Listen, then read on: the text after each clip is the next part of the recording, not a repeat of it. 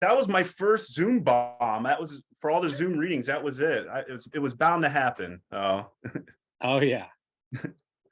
all right. So I was at the end of The Idiot. Four. So if we're all good to go. Carrie, I want to draw you in your pink robe, legs slightly open, gazing at the TV. My body at last grounded with a book of Pierre Reverdy on the coffee table. For 13 years, I floated in the atmosphere, ready to burst, the brown strands of your hair keeping me there. All this time, I've been drawing you. Sober. And this is cranberry. I drink unfiltered cranberry juice. I'm in love with the stuff. So sober. Lights are off and a cigarette lit. I try to call Pierre for a visit. Nothing. Small black crack in the white drywall. And I'm obsessed with another writer that I've been obsessed with for most of my life is Franz Kafka. And I love his book America, about Carl Rossman going to America. There's that Stoker chapter, and I'm thinking of also Martin Kippenberger, the neo-expressionist, whose self-portrait's on the cover. He has an installation piece called "The Happy End of Franz Kafka's America." So this poem is America with a K. Kafka is somewhere in Kansas, in a field, letting dirt sift through his outstretched fingers. He prays for a fox to break the corn stalks, a cool stream suddenly to appear. I plan to rent a gray sedan and go looking for him. I will bring the bees asleep in a white box, a copy of Ovid. I know the song by heart, the one cardinals sing in November before the snow falls. We might rob a bank or sit on the edge of some cliff pondering the vast void. The circus will be in full swing. We will sip a wine made to taste like fresh grasses. Thank you, everybody, so much for listening. Thank you.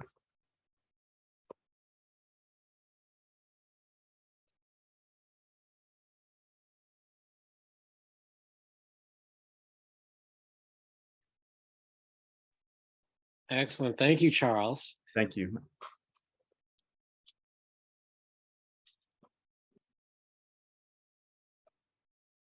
So up next, we have Clayre Benzadon. Clayre, I don't have your introductory materials because John was leading this particular reading.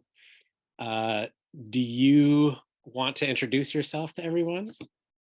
Sure. Hey, everyone. My name is Clayre Benzadon. I am an MFA graduate from I went to Brandeis for my undergrad. And I'm going to skip through all the, publication histories. I'll just kind of say, the main publication history that I think is important here, as we had mentioned before, is SurVision Press. I used to work at Miami-Dade College, local community college, and I'm now going to be a high school teacher.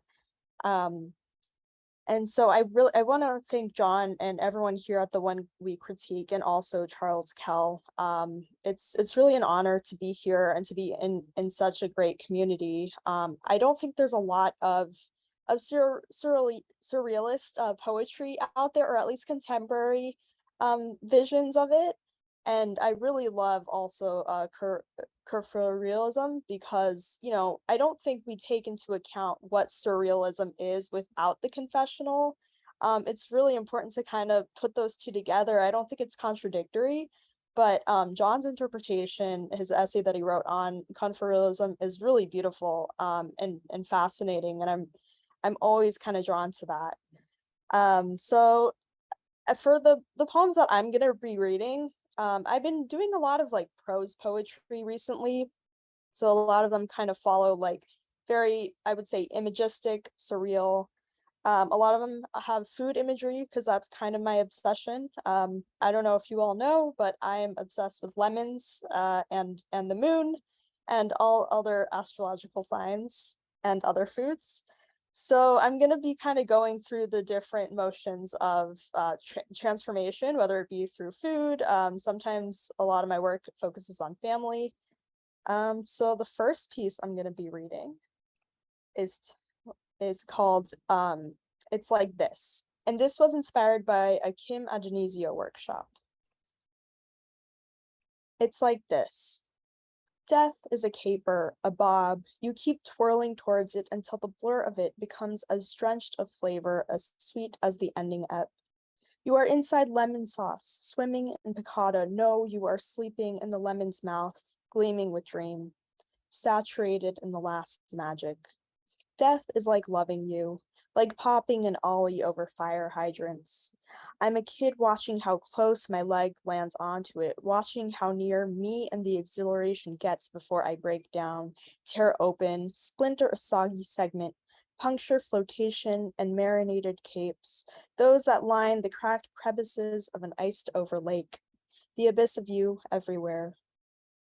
Maybe I'm wrong. Perhaps death is the last blue powdery gumball inside the oxidated machine, mounted right before the exit of a Toys R Us. Yes, us as figurines when we were younger. The store, a playground of overwhelming novelty, remember? You put a coin inside, almost as dirty as the machine itself. Listen to the crank. No one carries them anymore, quarters. And so that gumball is the last sense of normalcy. It rolls down. You cup your hand around the circular portal. Globe it in your hand, then hold the world, me, in your mouth. Gobsmack the ball like those jawbreakers used to buy at Disney. Keep looking at it for a whole week, waiting to get to the last color. Perhaps it is blue, if our heaven is ever blue. So the next piece is also inspired by a workshop that I took. A Dolly Parton workshop that I took for Oh Miami, which is a local poetry organization in Miami. And Dustin Brookshire, he inspired a lot of these poems actually, or a few of these poems that I'm going to be reading today.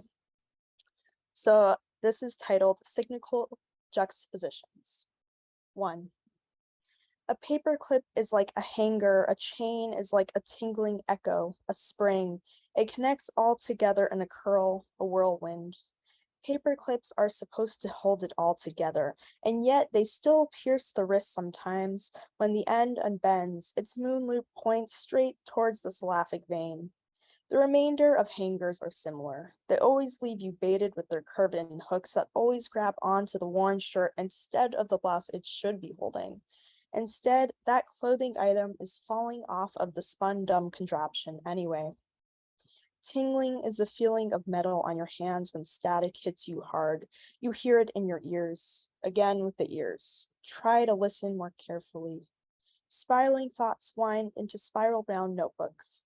Maybe the spiral brings to mind those on the tops of fences, the ones you can't touch because you've heard they electrify you, just like that static, only 1,000 times worse. All the metals sing. All the metals sting in some way too. Consider this metal hinge song. Tomorrow is really today, doubled. 1 second is as long as the palm branch. Take it with a block of rocks. Light makes me feel high sometimes. I am unsatiated as a blue whale. Whales will lose their instinct, will become extinct when that happens. I wish this fact wasn't real, but no one's krilling, I mean kidding this April Fool's Day. I meant payday, I meant party, I meant dolly day, I meant holiday. I'm on a roll now. I never meant any words to sizzle at the face of the fence, to revolve around over us after all. This next poem was also inspired by another workshop by Denise Duhamel. We were following along the model of Someday I'll Love, the first poem iteration, I believe. Maybe it's not true, but the one that I know of, Frank O'Hara, and then Ocean Vuong wrote a more contemporary one, and then Roger Reeves. So this one is titled Someday I'll Love Clayre Benzadon. One day, word won't underline my last name like it's an ugly mistake.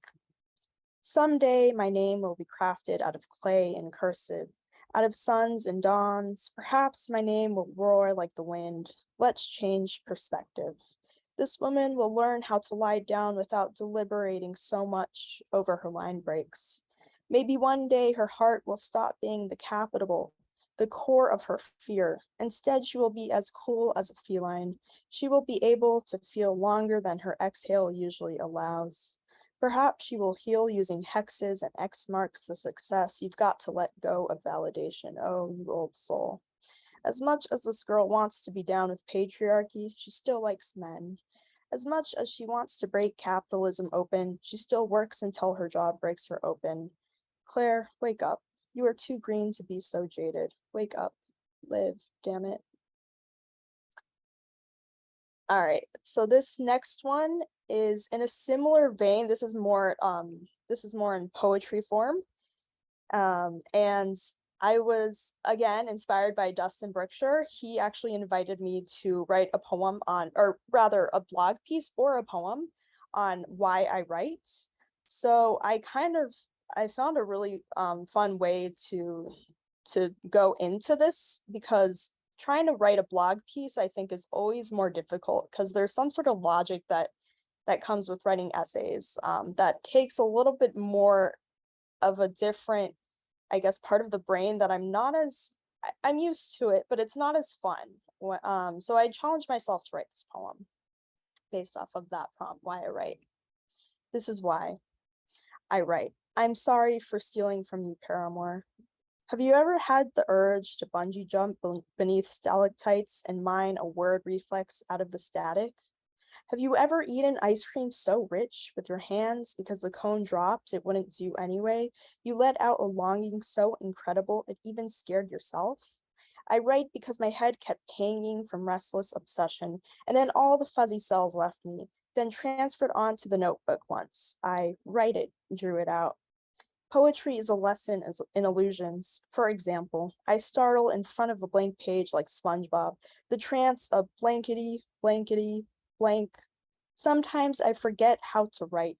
I forget what it is to feel that brain shock, that dream memory that never came to me until I discovered that creature crawling up the spine of my pencil, my typewriter. The little monkey wanted to latch on, wanted to come out and play, but I was too busy trying to find the right line. I wanted to prove Wallace Stevens wrong when he said clams couldn't play the accordion, that surrealism was just an acorn-shaped maze. No, according to me, I write because I like to have fun. I like to find myself. My nickname is Clam, and damn, poetry pumps the air into me the same way I compare a squeeze box to a lemon. I yelled meta 4 times, and the stupid website came to bite me in the ass and steal my personal information instead of getting a like. No, this is why I don't leave the house and write poetry instead. Now, this next poem was, again, all of these poems I realize seem to be inspired by these workshops, but honestly, the workshops are the best way to generate material that at least for me, that I couldn't do anywhere else. At least, when you kind of get stuck in your own writing habit or you feel a little bit isolated, these workshops online, I'm really so grateful for them. So this one's from Grub Street. I took a workshop with Grub Street probably about a year ago, I want to say, last summer. And this is based off of another imagism. So this is based off of closing. Rip me off. Give me tight pants, the one with rusted patches on the kneecaps, the sides ripped. Throw a tank on me, a muscled tease so you can see the full length of my arms, ribs. Touch them and I shudder. I can rock them, these boots, this glare, this gleam from my conglomerate of crystals and low-cut tops off the everything that embellishes the rest of me. This next poem is based off of pop culture. I got into, probably, again, about a year ago, I got into writing about pop culture a little bit more because I think it's kind of an automatic thing, or it may be an automatic thing that a lot of us do, because poetry, I think, we take from everywhere, right? But I was really thinking about pop culture with regards to my own sense of interest and especially music artists. I love a lot of like alternative and what you would call emo bands from the 90s to 2000s. But this artist is probably more, I would say, pop culture, or sorry, poppy. But I still love her. Halsey's interlude. Can you hold my full head in your hand? I want everything I asked for. That means you. I want power. If I can't have a clementine, let me smash the worst. Sorry, honey. Willow leaf lily, castle crammed of nightmares, graveyard stuffed monarchs, nymphalidae, common tiger, wanderer, nympho. I'm not a woman. I'm a queen who needs no god. All right. And then I'm going to be reading one poem from my chapbook. I think, yeah, thank you. So I think a lot of my poems from my chapbook have to do with a sort of haunting. And I guess I never really thought about that before. And the idea of haunting, again, I mean, I think it's kind of intrinsic with poetry. But I've kind of been going back and rereading and realizing the sort of like more undertones of what it means to haunt. So I really love this poem for that. Nocturno. There is no rest when you shiver night seams. You could climb out the frame of your window and drown out cricket whispers, clicked tight beam high enough to jump from. You can look down, watch the pulsing moon anguish in limbo, impossible when it seeps hours, sheds crowned wax of jaguar inked in the smudged sky. You land. The shrubs blink while you tiptoe, dangle in silence. Let it keep you nigh.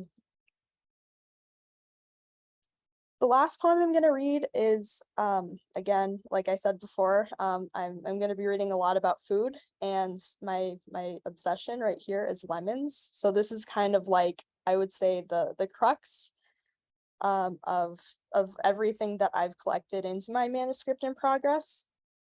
Lemon, a prelude.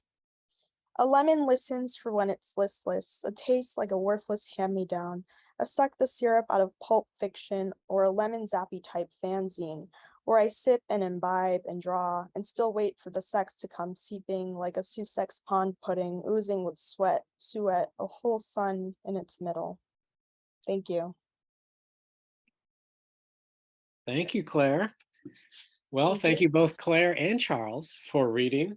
It was very nice to have you. Again, we're sorry about the Zoom bombing, but these things happen in real life, apparently. We do have time for questions and conversation. If anyone in the audience has questions, we'd love to hear them. And I think Claire and Charles would be happy to answer them.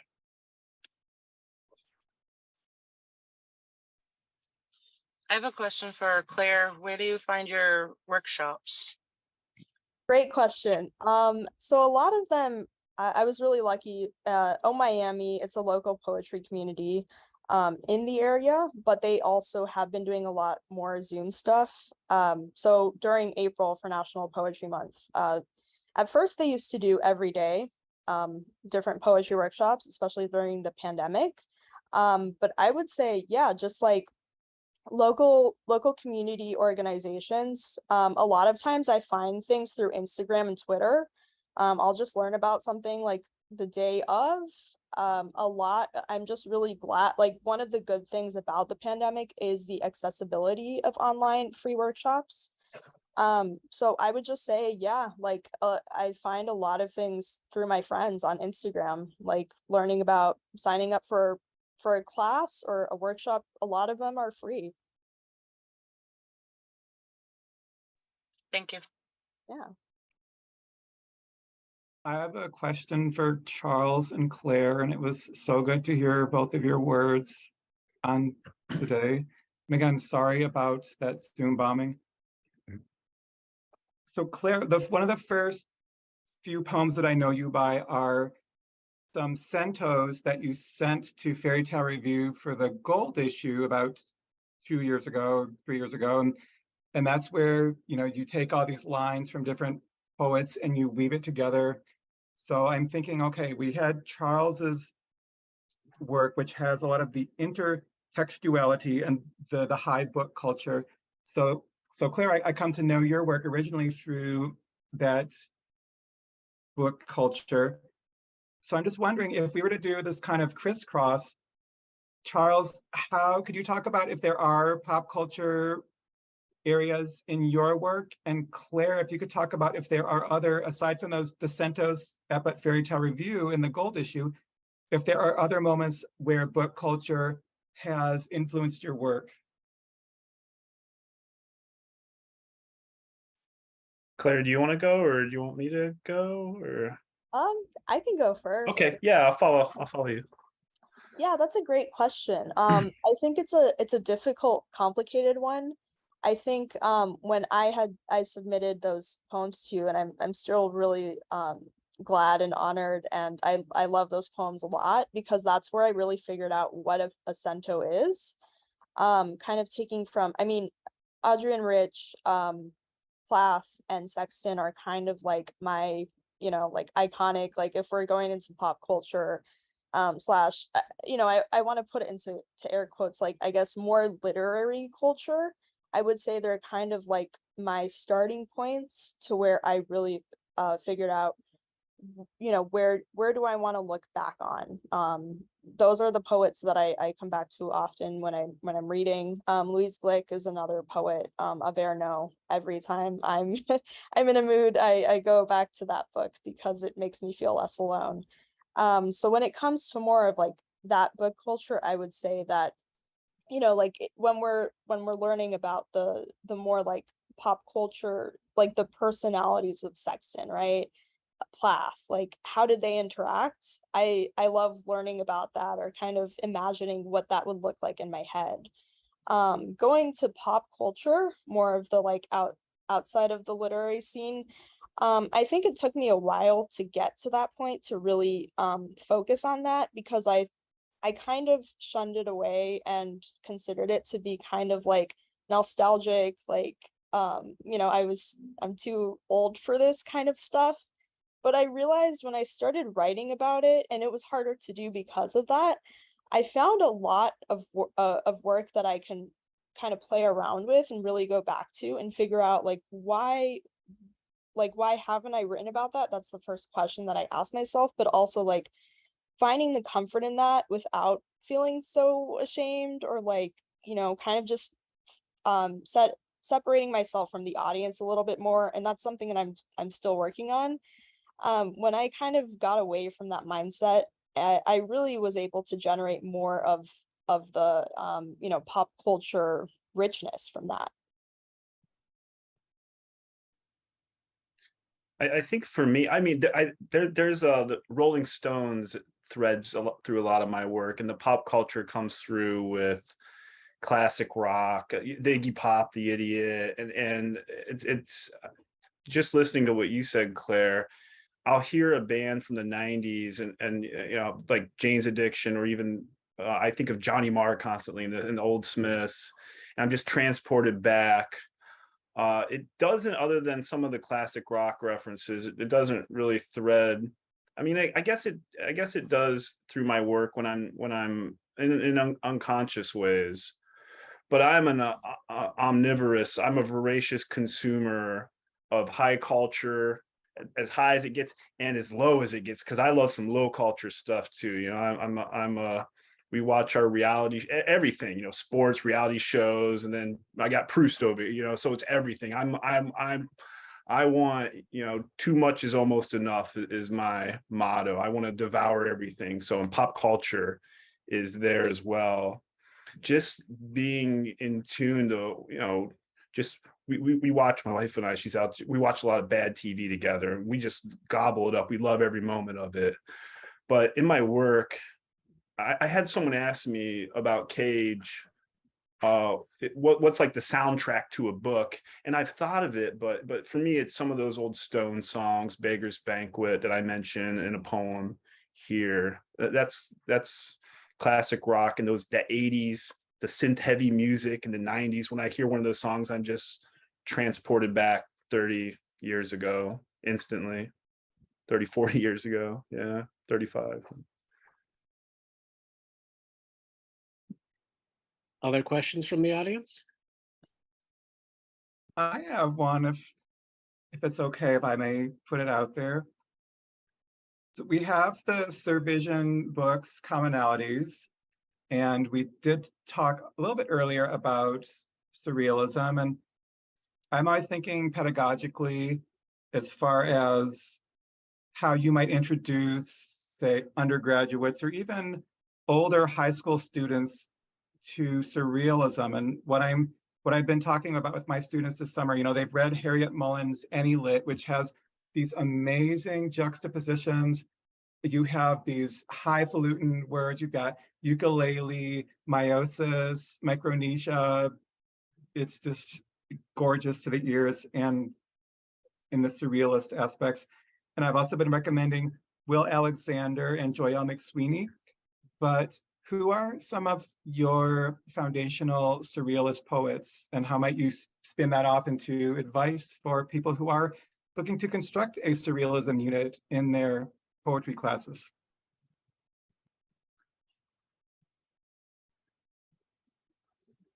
That's such a great question, John. I'm a little, and I love surrealism so much, and I love the Zane, you know, some of that poetry.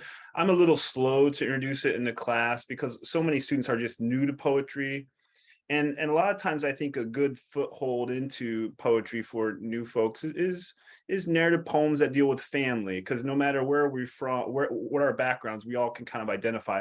But as the semester worms along, I bring in some like James Tate, Charles Simic, and Tomas, and all those people, Dean Young, and Harriet Mullen, and all these, Joelle. I love her poems from the Redbird, and so I'm always surprised by reactions, because I'm always like, am I the only one? And some people don't know what to make of it, but there's always a handful of people that like, yeah, I like these poems even a little more than the narrative. So I don't know, maybe I should introduce it a little sooner. You got me thinking about it. Yeah, that's a really great question. It definitely it made me think, because I think for undergraduates, what I've done before to kind of introduce the idea of surrealism is to bring in Dali, you know, kind of do an ekphrastic workshop, because then it gets them thinking about like, what is surrealism? I think we learn more through painting what that may look like. But when students are faced with a prompt on like how to actually write write, you know, in the sense of like, let's get our minds to think in that vein, because again, like, you know, any way that you write, the different interpretations, the way that you feel, I think can really make an impact that you may not even have thought about or surprise yourself, right? And that's the whole thing about poetry, I think, is most important. And when you get to that surprise and you get your readers to feel surprised too, and they're like, oh, I don't really know what it means, but I felt something from it. That's when I'm like, okay, that's great. We want to hold on to that feeling, because students, I agree that students want to be more narrative. They kind of want to get the, I understand this, rather than, you know, like the, you know, the practice of really just feeling, or kind of just sitting with the feeling rather. So some poets I would probably introduce. I love Harriet Mullen. I think that's a great introduction. But Natalie Diaz, Jose Hernandez Diaz as well, like kind of introducing things that are very imagistic, kind of understanding like a prose poem. We can understand that through different surprising images that are like randomly placed in a poem, being like, how is that working here? Like I would ask that first. Dean Young, love Dean Young. Who else? I'm trying to think. Dimitrov, I would probably even consider to be surrealist in some sense. Ilya Kaminsky, I would even also argue is a bit surrealist.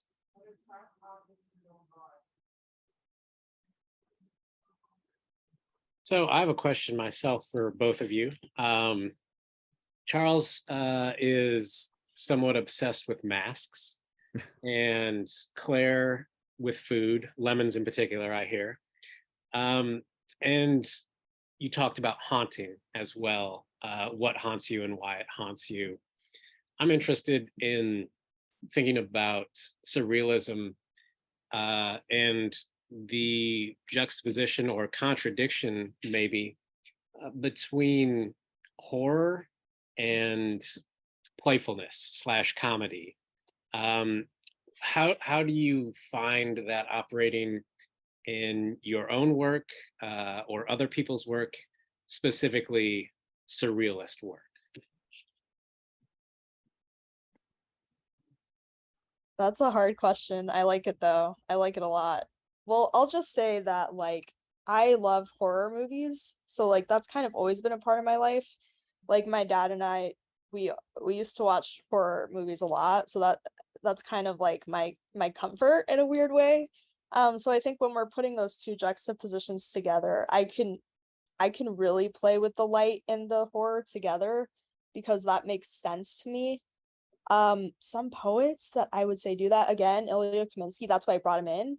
Because there's a lot of that silence in his work that if you just read it, you don't really see it until you're like really in the work. Like you keep going through the progression of like, you know, how is silence horror, right? Like how is that a horror? I think also Dean Young, definitely. A lot of his images are super funny, but then once you go through the poems, you see like the mechanics behind it, and you're like, oh, this is strange. This can be scary, right?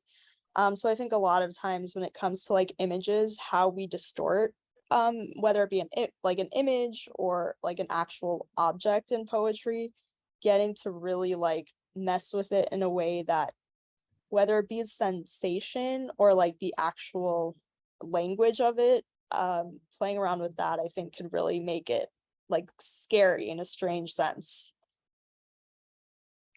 Yeah, similarly to Claire, I love horror movies. I grew up on them. My sister took me to see Friday the 13th Part 6 in the theater when I was, I think, like 6. And I just love all those schlocky 80s horror movies like Mausoleum. I just could watch those over and over and over. Regarding my own work, I don't know. I have a tendency to completely misread my own work, and I don't know if it'd be horror, but really, really dark humor, where I'll write a poem or I'll read something. I think it's a laugh out loud riot. And other people would be like, Charles, I sent my book to a friend. He's like, and I think the book's a laugh out loud, right? He's like, no, these poems are sad. And it's completely what I'm like, I'm laughing out loud reading these. And everyone's like, huh. So my sense, I have no idea. I misread things. And Kat knows this in class, and I love inappropriate, laughing at the funeral, laughing during the funeral, just these black humor, making these really dark, inappropriate jokes and inappropriate humor that veers on. And I think surrealism has a tendency to do that, where for me, and again, I love narrative poems, but too many in a row, I just get I need a little something zany, strange, really strange. If something's really strange or even scary in a poem, I'm like, oh, I love that. That's what draws me in. So I don't know. Yeah, I don't know if that answers the question.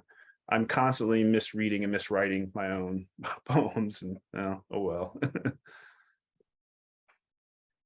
I wondered if the two of you could elaborate a little bit on the roles that narrative plays in your surrealist poems, particularly those poems that are sort of ekphrastic, given that both of you are working with existing sort of pop culture or high culture, however you distinguish those two categories.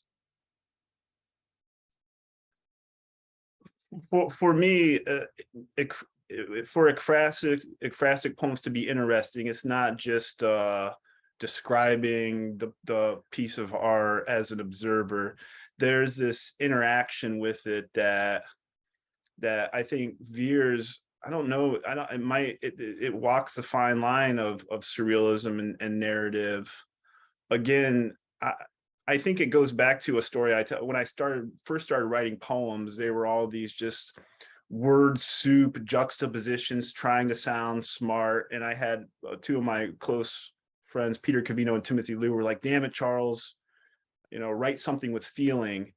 and that's when the narrative crept into me really writing things that were anathema to me, that I hated to write or that I never wanted to write, but it was just me doing the complete opposite of what I wanted to do. And I think that's really important for my practice, is because I can fall back on, images. I can get image drunk, and it's walking that fine line. And I don't know if this is answering your question, but there has to be even a thin line of narrative thread for me, most of the time, sometimes, to kind of tie it together. I don't know if that's answering, but it's just it's hard for me. It's always a constant struggle balancing the two. No, I appreciate that. That's very much hitting on the spirit of why I'm asking. So thank you. Yeah, I would agree. It is very hard to balance those two. I think I also naturally tend towards image, and reeling yourself back, like when you're reading a poem to yourself, when you're first working on it, it's hard for you to know how much is too much image. And that's something I think I would say more struggled with more often than not. It's, you really need to, when it comes to narrative, for me, it's definitely more of a process. So I have to ask myself, once I get that feedback, of course, to be like, okay, so what am I trying to say here with these images? And of course I know, right, like internally, and I think that everyone else, or I assume everyone else knows. So then it's just a matter of like sometimes free writing, sometimes sectioning things off, because I think that, like writing it out is too simple. I don't know. Like I have this weird unconscious feeling about it, but I love nonfiction. So it's weird because it's like when I get into the nonfiction mode, it becomes easier for me. But when I'm thinking as a poet, the narrative is more difficult to come out for me. So I think form really instructs my narrative tendencies. It really helps me to get towards what I'm trying to write. One thing that's interesting about narrative and surrealism is, for me, it's also a little bit difficult to get narrative into those poems. And I feel like if there's this craft of poetry that's a big old vending machine, narrative for me, way upper left-hand corner, it's always getting stuck, and I've just run out of my quarters, and it's just, then there's that whole, well, then you have to shake the vending machine, just don't tip it on you.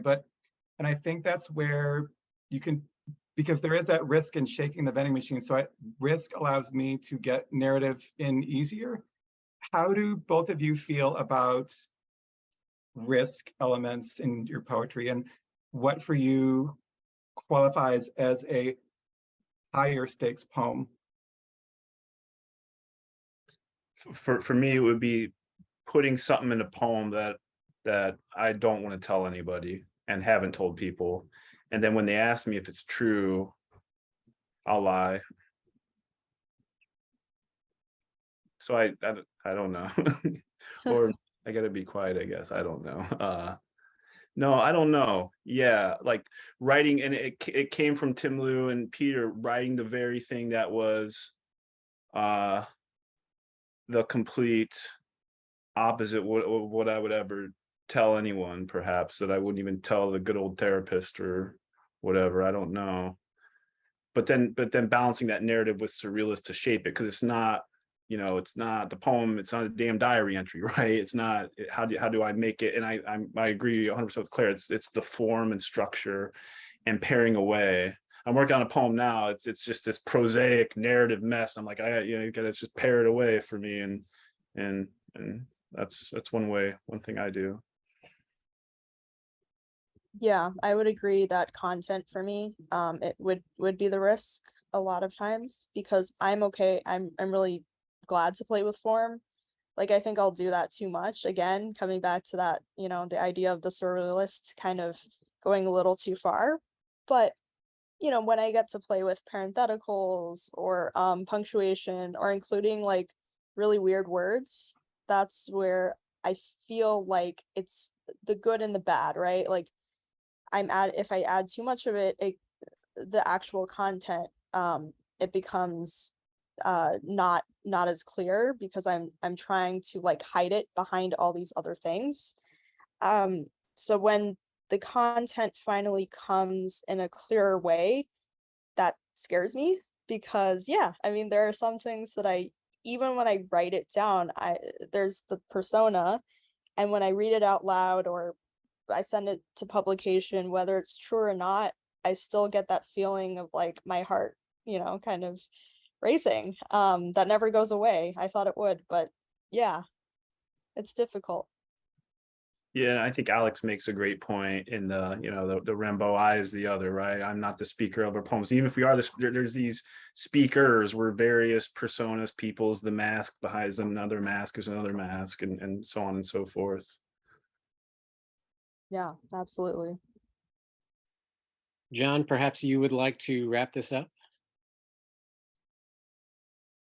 Well, thank you again. Well, thank you, Matthew, for also pitch hitting with the hosting duties after, and Charles and Clayre, thank you so much for your words, for your contributions to this community of poets. Charles, just the stewardship that you do with the Ocean State Review, eternally grateful. And I know you zoomed me into your class back in April, and it's always been great. And Claire's always these supportive email exchanges, and there's such enthusiasm and spark and sparkle, and sparkles are good. We can have good sparkles in our emails, and it's just a joy to have heard and to have been here for these poems. And I look forward to the next iterations of your publications. And we did put into the chat where you can find both the chapbooks of Charles and Clayre at the SurVision magazine bookshop, and then Charles's full lengths are available at Autumn House